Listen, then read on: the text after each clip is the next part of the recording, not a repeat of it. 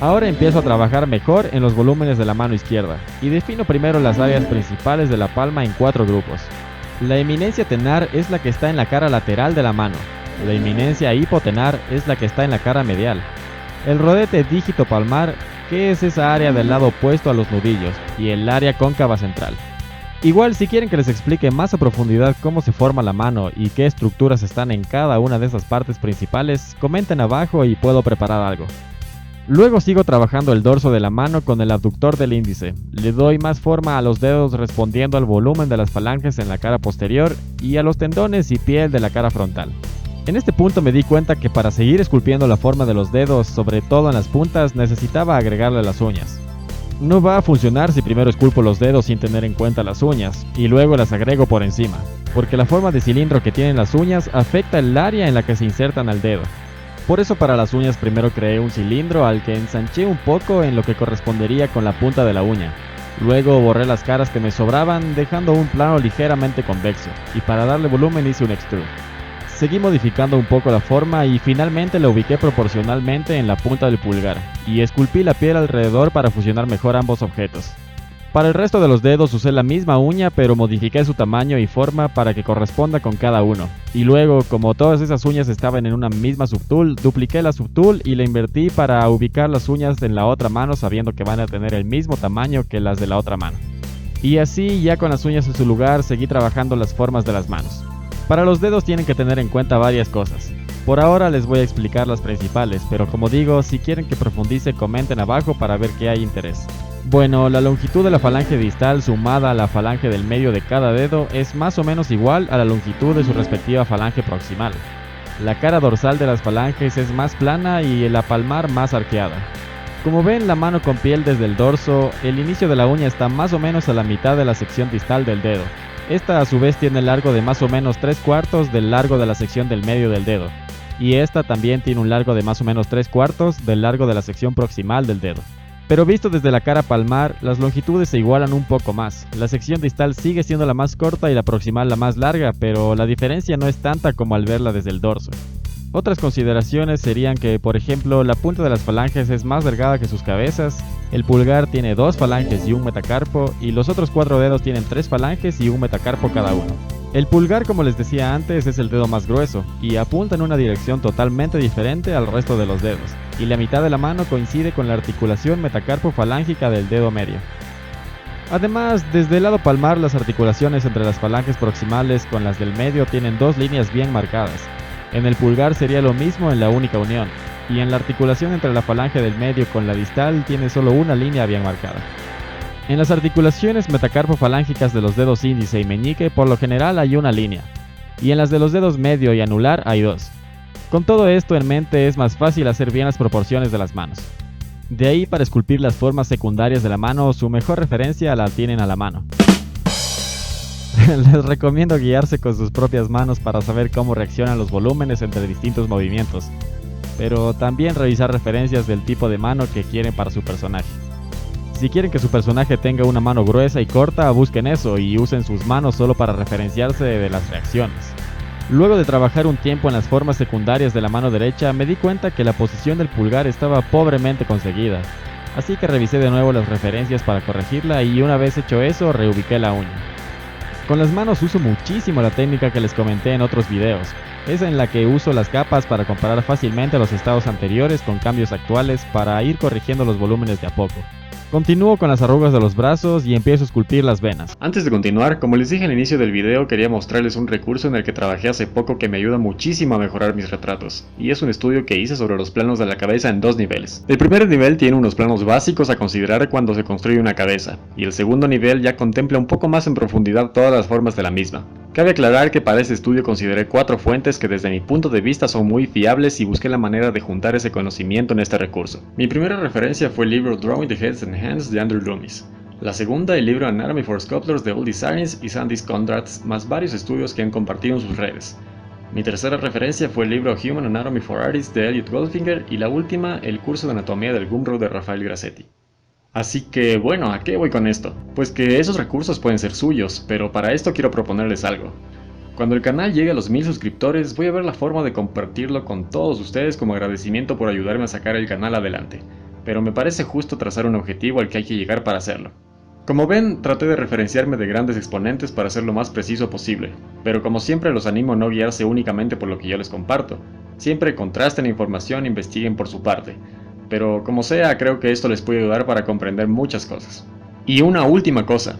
Sobre este estudio hice uno considerando proporciones más realistas, pero para quienes les gustan los superhéroes también hice uno adaptado a proporciones heroicas, el cual compartiré cuando lleguemos a los 1200 suscriptores. Así que pónganse las pilas y denle like al video, comenten, suscríbanse, pero sobre todo compartan el contenido del canal para que podamos llegar a la meta lo antes posible y esto pueda ser suyo. Y sin más que decir, continúo con el video. Para las venas es un proceso bastante sencillo. Activan una capa y Store Empty del Morph Target. Enmascaran el área en la que quieren colocar las venas, suavizan la máscara e inflan con el inflate presionando suavemente para que no parezca que salen disparadas. Luego borran la máscara, suavizan un poco los costados y con el Morph Target Brush refinan el inicio y final de las venas para que se fusionen limpiamente con el cuerpo. Una vez contentos con el resultado, borran el Morph Target con el botón del MT y en la capa revisan si está muy inflada o si falta un poco. Y van aumentando la intensidad duplicando la capa o la disminuyen con el slide de la misma. Hacen bake y listo, tienen sus venas. Igual para esto les recomiendo que además de revisar referencias reales, busquen planos que expliquen cuáles son las venas que más se notan en la superficie. Para que la piel no sea totalmente lisa, antes de los detalles suelo agregar unas pequeñas imperfecciones en la piel y suavizo. Vuelvo a revisar las referencias y una vez que me parece que la forma principal está bien, empiezo a trabajar los microdetalles alternando con alfas y detalles manuales con distintos pinceles. Y así poco a poco los voy creando. Esta parte tampoco es tan compleja, solo es cuestión de calzar correctamente las texturas manteniendo una uniformidad en la escala. Luego agrego otro tipo de imperfecciones para hacerlo más creíble, como algún granito o cicatrices de ser el caso, lo que se les ocurra que quede con el modelo. En el codo hay un poco más de arrugas y mucho más marcadas cuando el brazo está extendido por lo que la piel se contrae, así que me aseguro que eso se vea. Vuelvo a las manos y empiezo a agregar más detalle como arrugas, pliegues, tendones, le doy un poco más de forma a los huesos de la superficie, corrijo volúmenes, etc. Me gusta trabajar las manos porque tienen tantas variaciones y me parece realmente interesante descubrir las formas con las que se construyen. Por ejemplo, las yemas, me gusta darle forma en 3 volúmenes principales. Uno ovalado con una parte inferior un tanto puntiaguda y 2 pequeños volúmenes a los costados que salen desde la cara dorsal de los dedos a la altura de la uña y terminan diagonalmente en la cara palmar pegados al volumen más grande. A las uniones de las falanges les doy una leve forma de bolitas, asemejando lo que sería la cabeza de cada falange, y suavizo para que no sea tan tosco o que sea como artritis. Por favor no hagan que sus dedos parezcan tener artritis, ese es otro error bastante común que he llegado a ver. Hace varios años cuando ni siquiera me dedicaba a la escultura también me pasaba porque no estaba acostumbrado a revisar referencias, pero ahora ya no, o eso espero. De ahí lo mismo, sigo trabajando los detalles con pinceles muy básicos, máscaras, etc. Creo las venas en el dorso de las manos con el mismo método que les expliqué en los brazos y al final uso alfas para los microdetalles y refino. Aquí vuelvo a la cara para seguir trabajando la forma, enfocándome en el área que va a estar visible, siempre mirando referencias y antes de hacer los microdetalles duplico la cabeza, hago los microdetalles y en bajos niveles de subdivisión proyecto la cara que tiene los detalles en la otra. Esto es porque al momento de trabajar los microdetalles con alfas, la superficie tiende a deformarse ligeramente, de forma casi perceptible, pero cuando empiezan a comparar con otros objetos y notan que la piel se sobrepone, es porque el volumen aumentó, y por lo general eso no nos va a interesar porque ya construimos los accesorios alrededor de ese volumen. Por eso el haber duplicado nos permite que al proyectar en bajas o intermedias subdivisiones se recupere el volumen, pero sin perderse el detalle. Una vez tengo esto, empiezo a trabajar el flujo de las cejas de una manera muy similar al pelo, pero a mucha menor escala, con el Orb Clay Tubes, con las curvas de intensidad y escala modificadas para definir las formas básicas alternando con Alt y detallando sobre todo con el Orb Cracks. También juego un poco con el pincel de espiral para desordenarlo más y finalmente con un tamaño de pincel muy pequeño selecciono el Snake Hook Brush y empiezo a jalar algunos pelitos para desordenar aún más las cejas y crear algo más interesante. Bueno, para los detalles generales, como decía, no hay mucha ciencia. Aquí sigo con otros accesorios y mi proceso es básicamente el mismo. Buscar referencias y tratar de replicar lo que veo exagerándolo un poco según vea conveniente. El exagerar los detalles es sobre todo para que sean visibles en caso de que vayan a imprimir la figura. No olvidemos que estoy haciendo figuras como para impresión. Al momento de querer detallar las correas de los brazos, me di cuenta que no tenía sentido que para el material del que estaban hechas no tuvieran forma de cómo sujetarse, es decir, faltaban las hebillas. Para esto normalmente hago mis hebillas desde cero, pero en este caso quise usar como base de un insert mesh ya existente dentro de ZBrush. Y más bien lo que hice fue modificarlo para ahorrar un poco de tiempo en crear cada parte. Luego, para crear el efecto de que se están sujetando, hago lo mismo que ya les expliqué cuando hablé de cómo hice las correas del torso superior. No hice algo diferente y para empezar los detalles igual creo los botones para sujetar lógicamente las correas. Usé alfas que modifiqué manualmente con pinceles básicos de ZBrush, cortes, desgastes y demás. Después seguí con la tela al interior de la armadura del antebrazo. Me pareció interesante justificar de esa manera para que no parezca que la piel está en contacto directo con el metal. Y aparte que le sumó un detalle que quedó bien con el estilo del personaje. Trabajé las arrugas de acuerdo al movimiento de la muñeca porque en el área donde esta está estirada no debería crearse mucha arruga en la tela, contrario a lo que pasaría en el lado de la muñeca que sí se flexiona. Luego le hago unas UVs rápidas. Como el objeto es sencillo, en este caso sí me bastaba con el UV Master de ZBrush. Puse una textura de tela y esculpí imperfecciones para darle más personalidad al diseño. Con esto ya terminé de detallar toda la parte del personaje y empiezo a revisar de lejos, rotando, dejando descansar el proyecto, volviendo para ver si convendría agregar algún detalle. Y me doy cuenta que en efecto sería bueno agregar hebillas en las puntas de las correas del torso superior que están sueltas, y también costuras en la tela. Para lo cual creo un objeto tipo flecha a partir de un cubo y le hago un diseño parecido a lo que hice en la parte superior de la cabeza. Y una vez que tengo la base, duplico el objeto 3 veces para ubicar en las 4 correas. Y luego empiezo a trabajar los detalles de cada una. Noten que no detallo y luego duplico y luego detallo. Importante, porque si no todo va a tener el mismo detalle y eso descuadra totalmente. Para las costuras creé una geometría con forma de costura a la que le hice un insert mesh con el cube activado. Y con un mismo tamaño de pincel empecé a rodear los bordes de todos los accesorios en los que sería interesante encontrar costuras, como las telas, las correas, etc. Recomiendo que cuando tengan que usar un curve brush y pasarlo por una superficie con curvas muy marcadas, lo hagan de a poquito en poquito, porque si empiezan a crear una sola curva a lo largo de todo el borde, habrá costuras que se quedarán por debajo. Y luego al momento de tratar de reubicar, se empiezan a desordenar las que ya estaban bien, o se deforman, y es un lío corregir. En cambio, si insertan las costuras de a poco en las zonas con más elevaciones, es más fácil de evitar o controlar ese tipo de errores. Ahora, para terminar, hago el diseño de la base. Ya tenía una idea más o menos desarrollada, pero me faltaba aplicarla en la escultura. Sabía que quería jugar con la forma del fuego y hacer como si Scorpion estuviera saliendo de anillos de fuego o algo así. Como que dejara marcas, así que como decía antes, no me acuerdo si era en este mismo video o en otro, pero reúno algunas referencias de fuego para tener una idea de qué forma darle al fuego en mi diseño, pero siguiendo el flujo que quería. Entonces empecé a esculpir y probar cosas, viendo desde todos los ángulos, tratando de hacer que no se crucen feo con otras partes y las tapen, tratando de conseguir formas que guíen la mirada hacia la parte superior de Scorpion. Pero luego de un rato no se me terminaba de ocurrir formas para hacer lo que quería y pensé que sería más rápido si boceteo las formas en Photoshop. Al final el dibujo siempre va a ser mucho más rápido de hacer que la escultura, obviamente cuando se habla de un resultado final similar. Pero bueno, ustedes me entienden. Por lo que hice un render rápido del personaje con lo que tenía avanzado y le abrí en Photoshop.